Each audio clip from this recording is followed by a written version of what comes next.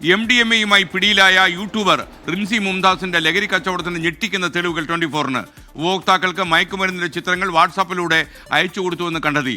ലഹരി കച്ചവടത്തിന് റിൻസി നടത്തിയ വാട്സാപ്പ് സന്ദേശങ്ങളുടെ പകർപ്പ് 24-ന് കിട്ടി. സ്കൂൾ വിദ്യാർത്ഥികൾ മുതൽ ടെക്കികൾ വരെയുള്ളവർക്ക് സ്ഥിരമായി ലഹരി കച്ചവടം നടത്തിയിരുന്ന ഒരു വലിയ ഇടപാടുകാരിയെയാണ് കൊച്ചി ഡാൻസ് ഓഫ് സംഘം പിടികൂടിയത് കഴിഞ്ഞ ദിവസം.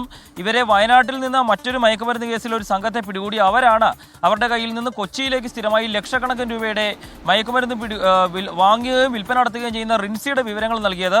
അങ്ങനെയാണ് പാലച്ചൂട് നിന്ന് അവരുടെ കമ്പനി വാടകയ്ക്കെടുത്ത് കൊടുത്ത ഫ്ളാറ്റിൽ നിന്ന് റിൻസിയെ പിടികൂടുന്നത്. ഈ സമയത്ത് റിൻസിയുടെ കയ്യിൽ 20 ഗ്രാമിലധികം MDMA ഉണ്ടായിരുന്നു. പക്ഷേ ഈ റിൻസിയുടെ വാട്സാപ്പ് കച്ചവടം പരിശോധിച്ച പോലീസുകാർ പോലും ഞെട്ടിപ്പോയിരിക്കുകയാണ്. പ്രതിദിനം 1.5 ലക്ഷം 2 ലക്ഷം രൂപയുടെ ഇടപാടുകളാണ് റിൻസി നടത്തിയിരുന്നത്. അതിൻ്റെ പണം കൈമാറിയതിൻ്റെ രേഖകൾ ഉൾപ്പെടെ പോലീസിന് കണ്ടെത്താൻ സാധിച്ചിട്ടുണ്ട്. ഓരോരുത്തരും 50,000 രൂപ 40,000 രൂപയ്ക്കൊക്കെയാണ് ഈ റിൻസിയുടെ കയ്യിൽ നിന്ന് ലഹരി വാങ്ങിയിരുന്നത്.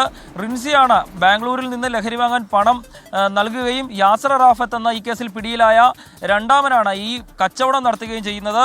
ഇതിൽ ആർക്കൊക്കെ കൊടുത്തു എന്നുള്ളതും കൊക്കൈൻ ഉൾപ്പെടെയുള്ള മാരക ലഹരികൾ എത്ര ഗ്രാമയാണെങ്കിലും വിതരണം ചെയ്യാമെന്ന് പറയുന്നുണ്ട്. തൻ്റെ കയ്യിൽ 5 കിലോ നിലവിൽ MDMA ഉണ്ട് എന്ന് റിൻസി ഈ ചാറ്റിൽ പറയുന്നുണ്ട്. അത് ആവശ്യമെങ്കിൽ 24 മണിക്കൂറും എത്തിച്ചു നൽകാം എന്ന് റിൻസി പറയുന്നു.